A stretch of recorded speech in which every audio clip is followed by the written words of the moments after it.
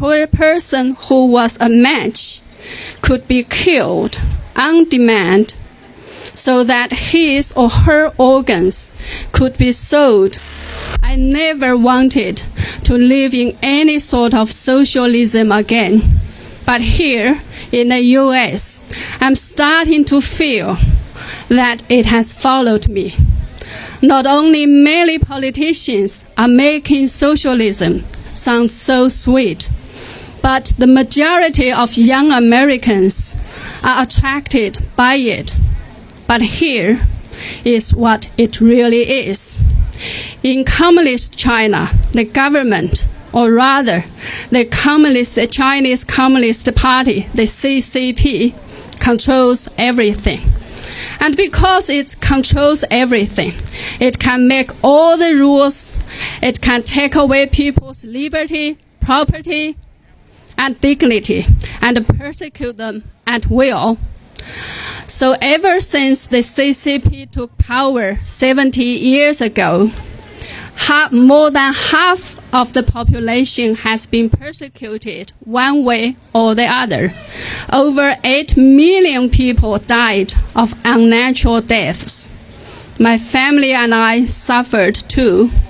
I was thrown into prison 4 times and then sent to a labor camp for simply practicing Falun Gong, which is only a mind-body-spirit practice to improve mental and physical health.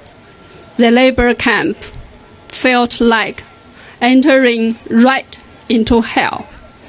From the very first moment we were in, we were forced to squat like this, with our hands putting behind our heads, our heads lowered, and our eyes looking at our feet motionlessly, squatting like this under the baking sun for 15 hours. Whenever someone couldn't endure or fainted, electric batons were immediately used on them so that they would be revived to continue with the squatting. On the second day in the camp, 2 police guards dragged me from the cell into the courtyard, threw me onto the ground, applied 2 electric batons on me all over the body until I lost consciousness. Every day was a struggle between life and death. We were not only under endless torture, physical and mental, but were also forced to do endless slave hard labor.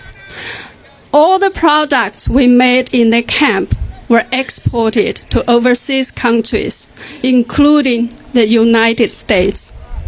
And we were also subjected to physical examinations and blood tests. The purpose? The data of our blood and tissue types were stored in the computer system. So when someone in any part of the world needed an organ, the poor person who was a match could be killed on demand so that his or her organs could be sold for organ transplantations. This is not a plot in a horror novel or Hollywood movie, but a real and heinous crime perpetrated against innocent people. During the past 20 years, when Falun Gong was persecuted in China, the number of people killed for their organs could be in millions. These, ladies and gentlemen, are the realities of socialism. Socialists promise heaven on earth, but always end up giving you a one-way ticket to hell.